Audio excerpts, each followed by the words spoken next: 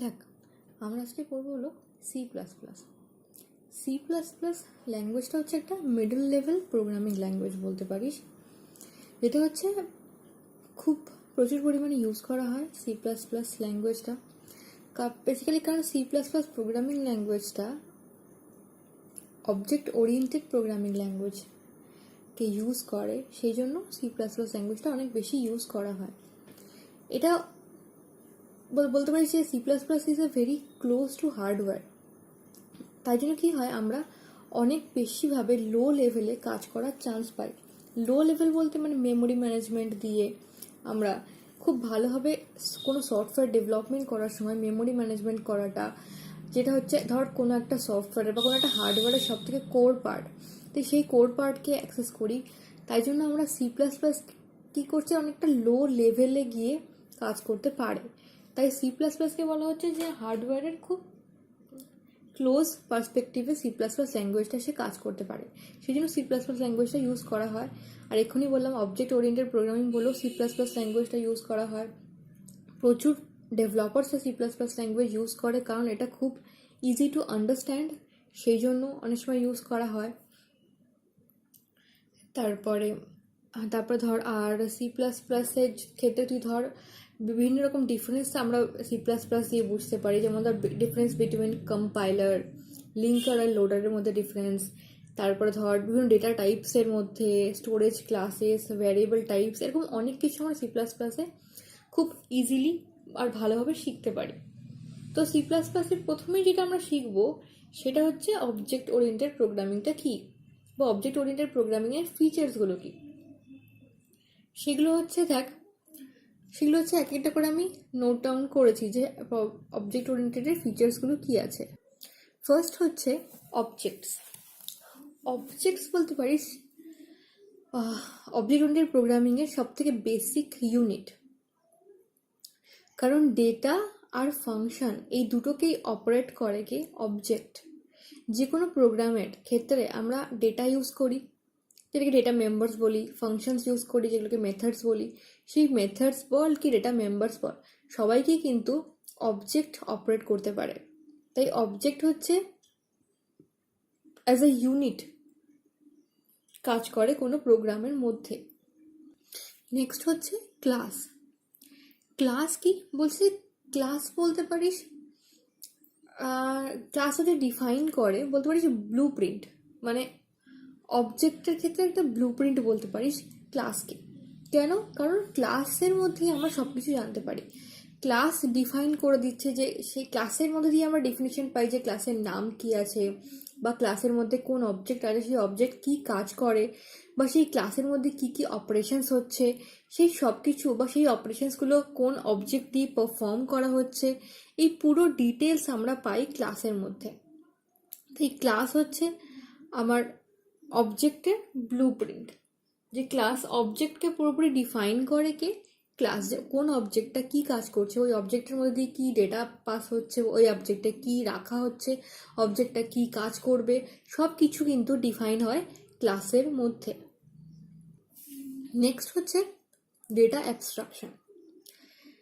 Abstraction বলতে পারিস যে হাইড করা, ডেটা হাইড করা। মানে কীরকম, মানে ধর অ্যাবস্ট্রাকশন আমরা করি কারণ ধর কিছু এসেনশিয়াল ইনফরমেশন যেটা আমরা আউটসাইড ওয়ার্ল্ডকে বলতে চাই না, তো সেটাকে আমরা হাইড করে রাখি।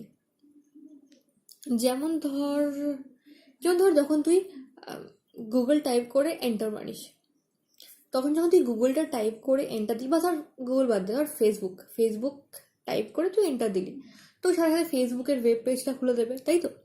কিন্তু তোকে কি দেবে যে ফেসবুকের ওয়েব পেজটা খোলার জন্য তোর কি প্রোগ্রামিং চলছে ব্যাকগ্রাউন্ডে, বা কোন ইউআরএল জেডিবিসির কানেকশনটা কি আছে, বা আমার ওয়েব সার্ভার বল, বা ইন্টারনেটের সঙ্গে ওই ইউআরএলের কানেকশন কীভাবে করলাম, প্রোগ্রামিংয়ে কী কী লেখা ছিল, কিভাবে তুই লগ ইন পেজ অবধি গেলি, এই যে ডিটেলসগুলো, এগুলো কি তুই পাবি না। তুই জাস্ট ফেসবুকটা লিখে সার্চ বাটনটা যে টার্গেট হিট করলি, তো সার্চ বাটনটা গিয়ে তোকে ফেসবুকের পেজটা খুলে দিল। তার মানে যে ভিতরে যতগুলো ব্যাকগ্রাউন্ডে যে ডিটেলসগুলো আছে, ওই তোর তোর সার্চ বাটনটা হিট করার থেকে ফেসবুকের ওয়েব পেজটা খোলা অবধি যতটা কাজ ব্যাকগ্রাউন্ডে চলছে সেই কাজটা কিন্তু তুই দেখতে পাচ্ছিস না, কারণ সেটা কিন্তু হিডেন আছে। এই ব্যাপারটা কি বলা হয় ডেটা অ্যাবস্ট্রাকশন, যেটা আমি কি করি আমার যেগুলো পার্সোনাল ওয়ার্ড বা আমার যেগুলো এসেনশিয়াল ইনফরমেশন সেগুলোকে আমি আমার ওয়ার্ল্ড মানে আমার আউটসাইড ওয়ার্ল্ডকে জানতে দেবো না, কারণ সেটা দেখে হয়তো কেউ কপি করে নিতে পারে, আমার প্রোগ্রামটা দেখে অন্য কেউ কপি করে সেটাকে অন্য কোথাও ইউজ করে ফেলতে পারে, তাই না? তো সেটা আমার কাছে এসেনশিয়াল ইনফরমেশন, সেটা আমি কেন কখনোই চাইবো না যে আউটসাইডের কোনো লোক সেটা জানতে পারুক। তো এটাকে বলা হচ্ছে অ্যাবস্ট্রাকশন। এর সাথে হচ্ছে এনক্যাপসুলেশন। এনক্যাপসুলেশন বলতে এনক্যাপসুলেশনও হাইডিং বলবো না, এনক্যাপসুলেশন হচ্ছে কিছুটা রেস্ট্রিকশন এনে দেওয়া। মানে ধর কোনো ডেটাকে আমি কোনো একটা স্পেসিফায়ার লাগে, যেমন সি তো নিশ্চয়ই তোরা করেছিস যখন C++ পড়ছিস, আশা করছি। সির ক্ষেত্রে আমরা কি করলাম, দু রকম স্পেসিফায়ার ইউজ করতে পারতাম, একটা হচ্ছে পাবলিক, একটা হচ্ছে প্রাইভেট। তো যদি কেউ না জেনে থাকিস আমি একদম বেসিক থেকে বলে দিচ্ছি, তাও যে আমরা কি করতে পারি, এনক্যাপসুলেশন মানে আমরা কোনো ডেটার আগে বা কোনো ফাংশনের আগে কিছু স্পেসিফায়ার বসাতে পারি, যেটাকে বলা হয় অ্যাক্সেস স্পেসিফায়ার্স। এরা কি করে, ওই মেম্বারটাকে কে অ্যাক্সেস করতে পারবে বা কারা অ্যাক্সেস করতে পারবে সেই সেই কি বলবো সেই রেসপন্সিবিলিটিটা দিয়ে দেয়। মানে যদি আমি ধর কোনো একটা ভ্যারিয়েবল ডিক্লেয়ার করলাম, তাকে পাবলিক ডিক্লেয়ার করলাম, পাবলিক স্পেসিফায়ার তার আগে লাগালাম, তার মানে পাবলিক মানে কি যে কেউ ওই প্রোগ্রামে হোক, ওই ক্লাসে হোক, ওই ফাংশনে হোক, ক্লাসের বাইরে হোক, যে কোনো জায়গা থেকে যে কোনো লোক কিন্তু যেহেতু পাবলিক ডিক্লেয়ার করেছে যে কেউ ওটাকে অ্যাক্সেস করতে পারবে। কিন্তু ওটাকে যদি আমি প্রাইভেট করে দিতাম তাহলে কিন্তু বাইরের কেউই সেটাকে অ্যাক্সেস করতে পারতো না। আমার প্রোগ্রামে বা আমার ক্লাসের যে অবজেক্ট আছে শুধুমাত্র সেই ওই ডেটাটাকে অ্যাক্সেস করতে পারতো, বাকি কেউ করতে পারতো না। তার মানে আমি কি করলাম, পুরোপুরি ওই ডেটাটাকে অ্যাক্সেস করার ব্যাপারটাকে পুরো রেস্ট্রিক্ট করে দিলাম জাস্ট একটা কিওয়ার্ড বসিয়ে, প্রাইভেট। তার মানে এই জিনিসটা হচ্ছে আমার এনক্যাপসুলেশন, মানে আমার ডেটাটাকে কোথাও একটা বাইন্ড করে রাখলাম, যে আমার ডেটাটাকে আমি যে চাইবো সেই দেখতে পাবে, অন্য কেউ দেখতে পারবে না, অ্যাক্সেসটাকে রেস্ট্রিক্ট করে দিলাম। এটাকে বলা হয় এনক্যাপসুলেশন। এরপর হচ্ছে ইনহেরিটেন্স। ইনহেরিটেন্স হচ্ছে যখন একটা ক্লাস অন্য কোনো ক্লাসকে এক্সটেন্ড করে, তখন আমাদের কি হয়, ধর যদি আমি একটা এক্সাম্পল দিয়ে দেখাই, ধর আমার কাছে আছে একটা ক্লাস এ,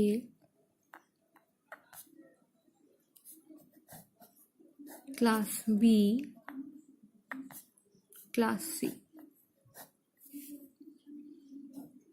এবার ধর ক্লাস সি এক্সটেন্ড করেছে ক্লাস বি কে, মানে ক্লাস সি এর জন্য ক্লাস বি হচ্ছে ওর প্যারেন্ট ক্লাস, আবার ক্লাস বি এক্সটেন্ড করেছে ক্লাস এ কে, মানে ক্লাস বি এর জন্য ক্লাস এ হচ্ছে ওর প্যারেন্ট ক্লাস, আর ক্লাস এ এর জন্য ক্লাস বি হচ্ছে ওর চাইল্ড ক্লাস। যেমন ধর যদি আমি রিয়েল টাইম এক্সাম্পল দিই, মানে ধর তোর মা বাবা আর তুই, সেখানে ওরা হচ্ছে তোর প্যারেন্ট আর তুই হচ্ছে তোর চাইল্ড। এবার আমরা সবাই জানি যে নর্মালি বলে যে ছেলেমেয়েরা বা মা বাবার মতো দেখতে হয়, বা বাবার মতো দেখতে হয়েছে, মার মতো চোখ, বাবার মতো তার ফেস কাটিং, হয়তো মার মতো তার হেয়ার্স, মানে একই জনের থেকে এক একটা জিনিস বা এক একটা ফিচার ইম্পোর্ট করেছিস, তাই না? ধর এরকম একটা চাইল্ড আছে, তার দুজন প্যারেন্ট, তা সেই দুজন প্যারেন্টের থেকে তার কিছু না কিছু ফিচার্সে এক্সটেন্ড করেছে।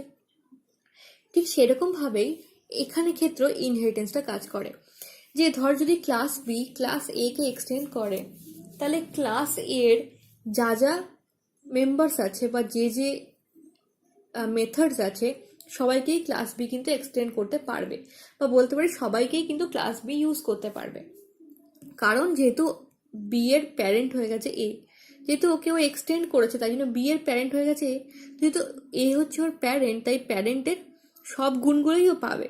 আবার হয়তো ওর নিজস্ব কিছু এক্সট্রা গুণ থাকবে, যেমন ধর আমি এক্ষুনি এক্সাম্পল দিচ্ছিলাম চাইল্ড আর প্যারেন্টের, রিয়েল টাইম চাইল্ড প্যারেন্টের, তো প্যারেন্টের বেশ কিছু ফিচার্স চাইল্ডের কাছে এসে যায় বা চাইল্ড এক্সটেন্ড করে নেয়, তাই না? কিন্তু চাইল্ডের নিজস্ব কিছু থাকতে পারে, যেমন ধর মা খুব ভালো গান করতো আর বাবা হয়তো খুব ভালো গান করতো, তো জেনারেলি নর্মালি কি হয় যে তার চাইল্ডও খুব ভালো গান করতে পারে, বাট তার মানে এমন কথা আসছে না যে সে নাচ করতে পারবে না। তবে নাচ করাটা হয়তো তার নিজস্ব ট্যালেন্ট, যেটা তার নিজের কাছে আছে, বাট গান করাটা সে ইনহেরিট করেছে কাদের কাছ থেকে? তার প্যারেন্টের কাছ থেকে।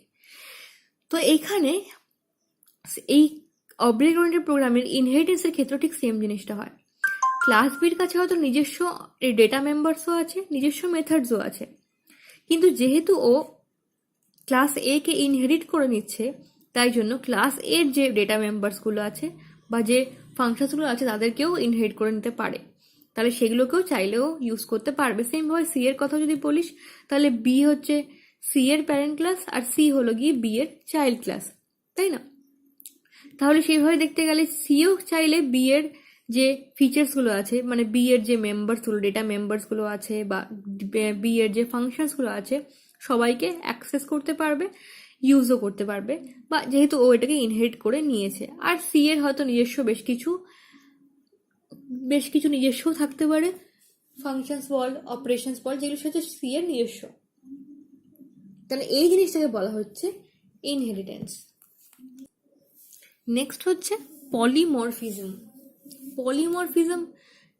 পলিমর্ফ ওয়ার্ডটা থেকে এসছে। পলিমর্ফ ওয়ার্ডটার মানে হচ্ছে পলি মানে কি অনেকগুলো বা মেনি, আর মর্ফ মানে হচ্ছে কি বলবো, মর্ফ মানে হচ্ছে বলতে পারিস স্টেটস, যে যে স্টেটসের থেকে বড় যে যদি বলি ফর্ম, মানে ধর পলিমরফিজম মানে মেনি ফর্মস, মানে ধর কোনো একটাই ফাংশন বা একটাই জিনিসের অনেকগুলো ফর্ম যদি আমি তৈরি করতে পারি। তো সি প্লাস প্লাসের ক্ষেত্রে এটা সম্ভব হয় যে পলিমরফিজম ইউজ করা হয়, মানে কোনো একটা ফাংশনের হয়তো একটাই ফাংশন নেম বাট তার অনেকগুলো ফর্মে। যেমন ধর সি যখন আমি পড়তাম, আমি সেম নেমে দুটো কি তিনটে ফাংশন নেম কিন্তু লিখতে পারতাম না। আমি যদি ফার্স্ট ফাংশনটা ফাংশন 1 লিখি, তাহলে তারপরে ফাংশনটা ফাংশন 2 লিখতে হতো, তারপরে ফাংশন 3। আমি কিন্তু ফাংশন 1 দিয়ে তিনখানা ফাংশন কিন্তু লিখতে পারতাম না, কারণ সি এর ক্ষেত্রে পলিমরফিজমটাকে ও অ্যাকসেপ্ট করে না। কিন্তু এখানে মানে আমার সি প্লাস প্লাসের ক্ষেত্রে পলিমরফিজম যে ফিচারটা সেটা কিন্তু অ্যাকসেপ্ট করা হয়। তাই জন্য আমি চেষ্টা করবো, আমি পরে এগুলো সবগুলোই একটু খুব ডিটেলসেও দেখবো। আজকে জাস্ট একটা ওভারভিউ দিচ্ছি তোদেরকে, যে পলিমরফিজমের ক্ষেত্রে দেখতে পারবো আমরা সি প্লাস প্লাসে, যারা হয়তো একটাই ফাংশনকে, মানে ফাংশন নেম হয়তো সেম, ফাংশন নেম হয়তো ফাংশন, বাট তুই সেটাকে কিছুটা চেঞ্জ করে করে বিভিন্ন রকম করে ইউজ করতে পারছিস, বিভিন্ন রকম ফর্মে ইউজ করতে পারছিস। হয়তো আমি রিটার্ন টাইপ চেঞ্জ করে দিলাম, বা হয়তো আমি আর্গুমেন্ট লিস্ট চেঞ্জ করে দিলাম, মানে কোনোভাবে একটাই ফাংশনের অনেকগুলো ফর্ম দেখতে পাওয়া যেতে পারে। এই ফিচারটাকে বলা হচ্ছে পলিমরফিজম। আচ্ছা, তারপরে হচ্ছে ডিনামিক বাইন্ডিং। দেখ, ডিনামিক বাইন্ডিংটা হচ্ছে ধর আমি কোনো একটা ফাংশনকে কল করছি, সেই ফাংশনটা কল করার পর সেটা এক্সিকিউশন অবধি যে কি বলবো, যে পাথটা বা একটা কল হওয়ার থেকে সেটা এক্সিকিউট হলো, এই যে প্রসেসটা, এই যে লিঙ্কটা তৈরি হচ্ছে, সেই লিঙ্কটাকে বলি আমরা ডিনামিক বাইন্ডিং। এবার কেন ব্যাপারটা বলা হচ্ছে, মানে ধর আমার একটা প্রোগ্রাম আছে, প্রোগ্রামটা রান কিভাবে হয়, 1 by 1 স্টেটমেন্টস রান হয়ে থাকে, তাই না, বা এক্সিকিউট হয়ে থাকে। তো যতক্ষণ না অবধি আমি কোনো একটা ফাংশন কল অবধি আসছি, ততক্ষণ কি আমি ততক্ষণ আপনি জানি না যে কোনো একটা ফাংশন কল হতে চলেছে। তো ফাংশন কল হবে বলে আমি কম্পাইলারকে বলে রাখি যে ফাংশন কল হতে চলেছে, তুমি এক্সিকিউশনের জন্য রেডি থাকো, মানে এইসব ব্যাপার তো হয় না। যখন গিয়ে আমি দেখলাম হ্যাঁ ফাংশন কল হচ্ছে, ফাংশন কলের একটা স্টেটমেন্ট রয়েছে, সাথে সাথে ফাংশন কল হচ্ছে, লিঙ্ক তৈরি হয়ে যায় সাথে সাথে অবজেক্টের সঙ্গে, যে হ্যাঁ এবার তুমি ফাংশনটা কল করে নেবে। তো সেই লিঙ্কটা দিয়ে আমি ফাংশনটাকে কল করলাম, বা ফাংশনটাকে কল করার পরে ফাংশনটা এক্সিকিউট করে দিলাম। এই যে লিঙ্কটা তৈরি হয় ফাংশনটা কল হওয়ার পরে ফাংশনটা এক্সিকিউট হওয়া অবধি, সেই লিঙ্কটাকে আমরা বলে দিচ্ছি ডিনামিক বাইন্ডিং। আচ্ছা দেখ, এবার আমরা একটা বেসিক প্রোগ্রাম দেখব সি প্লাস প্লাসের। ধর আমি যদি সি প্লাস প্লাসে হ্যালো ওয়ার্ল্ড প্রিন্ট করাতে চাই, দেখ এটা হলো একটা বেসিক সি এর প্রোগ্রাম যেটাতে আমি হ্যালো ওয়ার্ল্ড সি প্লাস প্লাসের প্রোগ্রাম যেটাতে আমি হ্যালো ওয়ার্ল্ড প্রিন্ট করাচ্ছি। দেখ কী করেছি এখানে, এই যে হ্যাশ ইনক্লুড আইও স্ট্রিম লিখেছি, এটা হচ্ছে আমি লাইব্রেরিকে ইনক্লুড করছি, ঠিক আছে। এবার লাইব্রেরি কি আমরা জানি, যেখানে আমরা প্রি ডিফাইন্ড অনেক ক্লাসেস বল ফাংশনস বল যেগুলো রেখে দিয়ে থাকি, বা কিওয়ার্ডসগুলো যেগুলো আমরা ইউজ করি সেগুলো লাইব্রেরিতে রাখা থাকে। সেমভাবে using name space STD use করছি। এন্ড মেইন বলে আমার ফাংশনটার ভিতরে ঢুকছি। সি আউট হচ্ছে, যেমন আমরা সিতে প্রিন্ট এফ ইউজ করতাম, এখানে সি আউট ইউজ করি।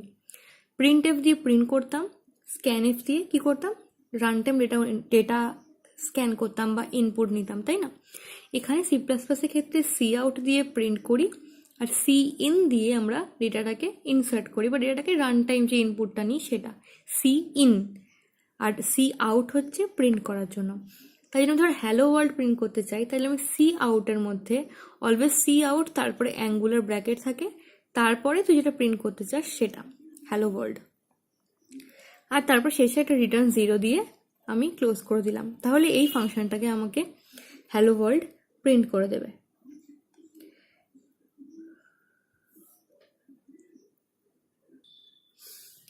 আচ্ছা, এবার আমরা জানবো হচ্ছে যে সি প্লাস প্লাসের কিছু স্ট্যান্ডার্ড লাইব্রেরিজ থাকে।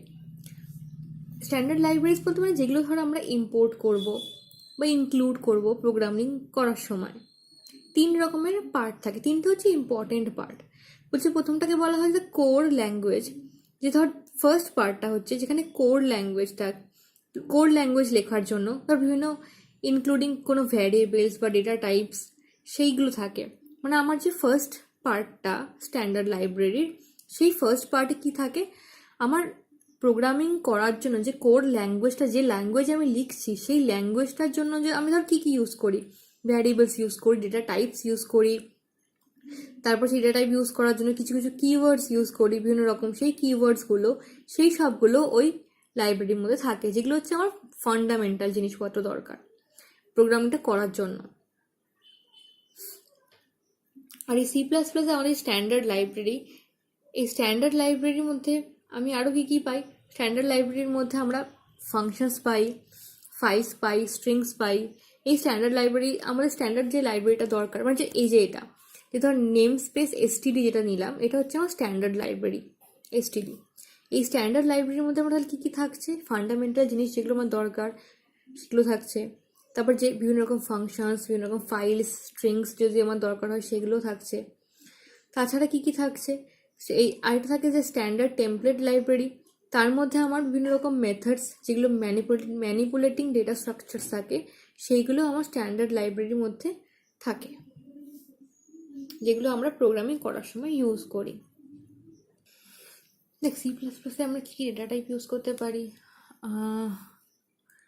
ডেটা টাইপ যদি বলি, ডেটা টাইপস আমরা ইউজ করতে পারি, ধর বুলিয়ান ইউজ করতে পারি সি প্লাস প্লাসের ক্ষেত্রে, বুলিয়ান ডেটা টাইপ ইউজ করতে পারি, যেটাকে আমরা কি লিখি বল, বুল দিয়ে লিখি। ক্যারেক্টার ইউজ করতে পারি, অবশ্যই যেটা আমরা ক্যার দিয়ে সিগনিফাই করি। ইন্টিজার ইউজ করতে পারি, যেটাকে আমরা ইন্ট দিয়ে সিগনিফাই করি। ফ্লোটিং পয়েন্টও ইউজ করতে পারি,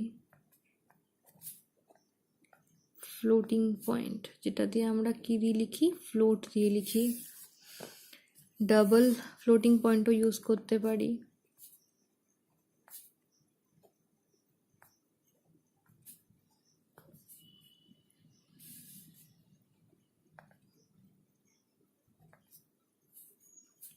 যেটাকে আমরা ডাবল দিয়ে সিগনিফাই করি।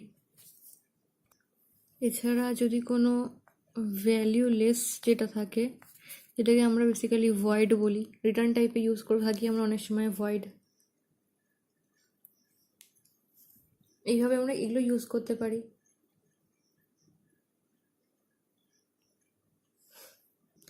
সি প্লাস প্লাসের ক্ষেত্রেও কিন্তু লোকাল ভ্যারিয়েবলস, গ্লোবাল ভ্যারিয়েবলস এই জিনিসগুলো ইউজ করা হয়।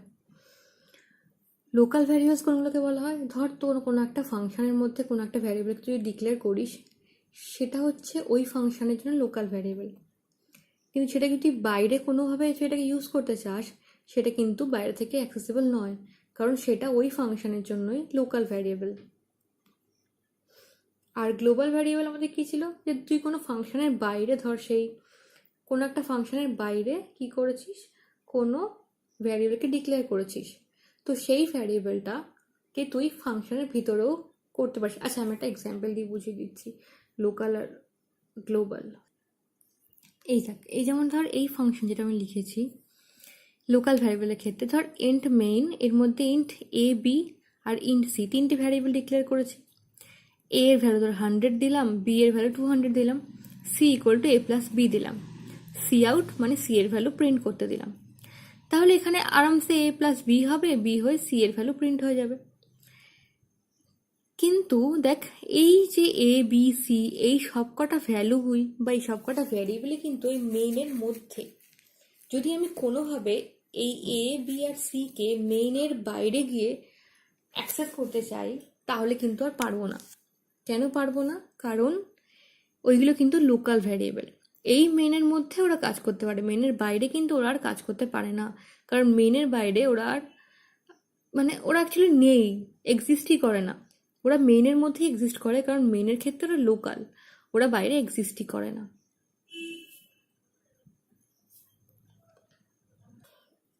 দেখ, এই প্রোগ্রামটা কি লিখেছি গ্লোবাল ভ্যারিয়েবলের। ধর ইন্ট জি বলে একটা গ্লোবাল ভ্যারিয়েবল দিয়েছি, মেইনের দেখ বাইরে। এবার মেইনের ভিতরে ইন্ট এ আর বি দুটো ডিক্লেয়ার করেছি ভ্যারিয়েবল, এর ভ্যালু দিয়েছি আবার বি এর ভ্যালু দিয়েছি। আর জি ইকুয়াল টু লিখেছি এ প্লাস বি। দেখ, জি কিন্তু আমার মেইনের বাইরের একটা ভ্যারিয়েবল, কিন্তু আমি ওকে মেইনের ভিতর ঢুকিয়ে এ প্লাস বি করাচ্ছি, এ আর বি এর অ্যাডিশন করে ভ্যালু জি এর মধ্যে রাখছি, আবার জিটাকে প্রিন্টও করাচ্ছি। এখানে কিন্তু আমি করতে পারবো খুব ইজিলি। কেন করতে পারবো? কারণ জি হচ্ছে এখানে গ্লোবাল ভ্যারিয়েবল। আর পড়া আচ্ছা, জি হচ্ছে এখানে গ্লোবাল ভ্যারিয়েবল, তাই জন্য যেহেতু জি গ্লোবাল ভ্যারিয়েবল, তাই জি ক্ষেত্রে আমি জি এর মধ্যে ভ্যালু রাখতে পারছি এ প্লাস বি। যেহেতু জি গ্লোবাল, এবার যেহেতু গ্লোবাল, তাই জন্য আমি ওকে মেইনের ভিতর থেকেও অ্যাক্সেস করতে পারবো, আবার মেইনের বাইরে থেকেও অ্যাক্সেস করতে পারবো, যে কোনো জায়গা থেকে অ্যাক্সেস করতে পারবো, কারণ ওকে আমি গ্লোবাল ভ্যারিয়েবল দিয়েছি। সেমভাবে যদি এই জিটা বাইরে থাকতো আর আমি বাইরে থেকে জি এর মধ্যে এ আর বি এর ভ্যালু ঢোকাতে চাইতাম, তাহলে কিন্তু পারতাম না। উল্টোটা করলে আর পারতাম না। কারণ উল্টোটা কেন পারতাম না? কারণ এ আর বি তো মেইনের জন্য লোকাল ভ্যারিয়েবল, জি সেখানে বাইরে আছে, তো জি সেখানে এ আর বিকে অ্যাক্সেস করতে পারে না, বা এ আর বি বাইরে বেরিয়ে অ্যাক্সেসেবলই নয়। ব্যাপারটা বোঝা গেছে লোকাল ভ্যারিয়েবল আর গ্লোবাল ভ্যারিয়েবলের ডিফারেন্সটা? তাহলে আরেকটা বেসিক জিনিস বলে দিই আজকে, সেটা হচ্ছে স্টোরেজ ক্লাস। স্টোরেজ ক্লাসও ইউজ করা হয় যখন আমরা বিভিন্ন রকম কি করি, ভ্যারিয়েবলস ডিক্লেয়ার করি। কি কি স্টোরেজ ক্লাস হয়? অটো, আরেকটা হয় রেজিস্টার, একটা হয় স্ট্যাটিক, আরেকটা হয় এক্সটার্ন। কি এগুলো? ধর আমরা যখন নর্মালি কোনো ভ্যারিয়েবলকে ডিক্লেয়ার করি, সেই নর্মাল ভ্যারিয়েবল কিন্তু অটো ভ্যারিয়েবল হয়। নর্মাল ভ্যারিয়েবল যেমন যেমন তুই বললি, ডিক্লেয়ার করলি, অবজেক্টের মধ্যে থাকলো নর্মাল, সেটা সবসময় অটো স্টোরেজ ক্লাসের ভ্যারিয়েবল হয়। আচ্ছা, যদি কোনো ভ্যারিয়েবলকে রেজিস্টার ডিক্লেয়ার করিস, অটো বলতে কীরকম বলতো, ধর তুই ইন্ট এ ডিক্লেয়ার করেছিস, এই ইন্ট এটা হচ্ছে অটো স্টোরেজ ক্লাসের মধ্যে পড়ছে। তুই এই ভ্যারিয়েবলটাকে আর কিছু ডিফাইন করে দিসনি, অটো স্টোরেজ ক্লাসের মধ্যে পড়ছে। এবার যদি আমি এটাকে লিখতাম রেজিস্টার ইন্ট এ, তাহলে আমার এই ভ্যারিয়েবলটা রেজিস্টার স্টোরেজ ক্লাসের মধ্যে পড়তো। রেজিস্টার স্টোরেজ ক্লাস মানে এই যে ভ্যারিয়েবলটা যেটা আমরা অটো, সেটা কিন্তু স্টোর হবে আমার মেমোরির মধ্যে, ঠিক আছে। কিন্তু যেটা রেজিস্টার স্টোরেজ ক্লাসের মধ্যে আছে, সেই ভ্যারিয়েবলটা কিন্তু আমার রেজিস্টারের মধ্যে কি স্টোর হবে, রেজিস্টারের মধ্যে স্টোর হওয়া মানে রেজিস্টার কোথায় থাকছে, র্যামের মধ্যে। রেজিস্টারের মধ্যে স্টোর হওয়া মানে খুব তাড়াতাড়ি এর কাজটা হবে। এই যে ভ্যারিয়েবলটা খুব তাড়াতাড়ি কাজ করতে পারে, কারণ অলরেডি র্যামের মধ্যে গিয়েই স্টোর হচ্ছে সেই জন্যে। এবার যদি ধর এটাকে আমি লিখতাম স্ট্যাটিক ইন্ট এ, তাহলে এটা স্ট্যাটিক স্টোরেজ ক্লাসের মধ্যে চলে যেত। এবার স্ট্যাটিক স্টোরেজ ক্লাস বলতে কি বোঝানো হয়, ধর আমি যদি কোনো একটা প্রোগ্রামের মধ্যে কোনো একটা ভ্যারিয়েবলকে স্ট্যাটিক ডিক্লেয়ার করি, তার মানে ওই প্রোগ্রামের লাইফ স্প্যান যতক্ষণ থাকবে ততক্ষণ ওই ভ্যারিয়েবলটার মধ্যে কোনো ভ্যালু চেঞ্জ হবে না। দেখ নর্মালি কি হয়, ধর একটা প্রোগ্রামের মধ্যে একটা ফাংশনের 2বার কি 3বার করে কল হচ্ছে, তো একটা ফাংশন যেই একবার করে কল হয়, মানে যখনই কল হয় তখনই তার ভ্যারিয়েবলগুলো নতুন করে ইনিশিয়ালাইজ হতে থাকে। মানে ধর প্রথম কলের সময় ধর ভ্যারিয়েবলটার ভ্যালু 10 দাঁড়িয়েছিল, আবার যখন সেকেন্ড কল হলো তখন কিন্তু নতুন করে ধর আবার 0 দিয়ে ইনিশিয়ালাইজ হলো, তারপরে আবার ধর ইনক্রিমেন্ট হতে শুরু হলো। ধর আমার কাছে কোনো লুপ টুপ আছে, তো আবার কোনোভাবে ইনক্রিমেন্ট হতে শুরু হলো। মানে এইভাবে যতবার কল হবে ততবার কিন্তু নতুন করে ইনিশিয়ালাইজ হবে আর কাজ করবে। কিন্তু যদি সেই ভ্যারিয়েবলটাকে স্ট্যাটিক ডিক্লেয়ার করা হয়, তাহলে যতবার খুশি কল করা হোক না কেন ওই ভ্যারিয়েবলের ভ্যালু কিন্তু চেঞ্জ হবে না। মানে আগের বার 10 ছিল, তো সেকেন্ড কলের সময় ধর আবার ইনক্রিমেন্ট হয়ে 20 হয়ে গেল, থার্ড কলের সময় হয়তো আবার ইনক্রিমেন্ট হয়ে 30 হয়ে গেল। মানে কোনোবারই ভ্যালুটা মুছে যাবে না, যতবারই কল হোক না কেন ইনিশিয়ালাইজেশনটা বারবার নতুন করে আর হবে না। আর লাস্ট যেটা সেটা বলা হচ্ছে এক্সটার্ন। ধর এক্সটার্ন ইন্ট এ লিখলাম। এক্সটার্ন মানে আমি যে কোনো একটা ভ্যারিয়েবলকে গ্লোবাল ভ্যারিয়েবল বানিয়ে দিতে পারি এক্সটার্ন ওয়ার্ডটা ইউজ করে। মানে কীরকম, দেখ আমি একটু গ্লোবাল ভ্যারিয়েবল শিখেছি, আমার কি করতে হয়েছে সব ফাংশনের বাইরে গিয়ে আমাকে গ্লোবালি যদি কোনো ভ্যারিয়েবল আমি ডিক্লেয়ার করি তাহলে সেটাকে আমি গ্লোবাল ভ্যারিয়েবল বলতে পারতাম। কিন্তু ধর আমি কোনো ফাংশনের মধ্যে একটা ভ্যারিয়েবলের আগে এক্সটার্ন কিওয়ার্ডটা বসিয়ে দিলাম, তার মানে কি হলো, আমি ওই ভ্যারিয়েবলটাকে যে কোনো জায়গা থেকে যে কোনো ক্লাস থেকে যে কোনোভাবে আমি ওই ভ্যারিয়েবলটাকে কিন্তু অ্যাক্সেস করতে পারি, যেহেতু আমি এক্সটার্ন ওয়ার্ড দিয়ে অলরেডি ভ্যারিয়েবলটাকে একটা এক্সটার্নাল অ্যাক্সেস দিয়ে দিয়েছি, যে ভ্যারিয়েবলটাকে এক্সটার্নালি যে কেউ অ্যাক্সেস করতে পারে, তাই জন্য ওটাকে এক্সটার্ন বলা হচ্ছে। তাহলে এই যে স্টোরেজ ক্লাসগুলো কিন্তু আমরা ভ্যারিয়েবল ডিক্লেয়ার করার সময় প্রোগ্রামিং করার সময় কিন্তু আমরা ইউজ করে থাকি। যখন যেটা আমার কাজে দরকার তখন ঠিক সেই স্টোরেজ ক্লাসগুলোকে আমরা ইউজ করি। ঠিক আছে, তাহলে আজকে আমি মোটামুটি C++-এর একটা একদম বেসিক একটা ক্লাস নিলাম, অল্প টাইমেরই নিলাম, জাস্ট একটা ওভারভিউ। এরপরে আমরা আরও অনেক ডেপথে যাব, সেগুলো আস্তে আস্তে চ্যাপ্টার বাই চ্যাপ্টার করব। ঠিক আছে, আজকে এই অবধি থাকুক তাহলে।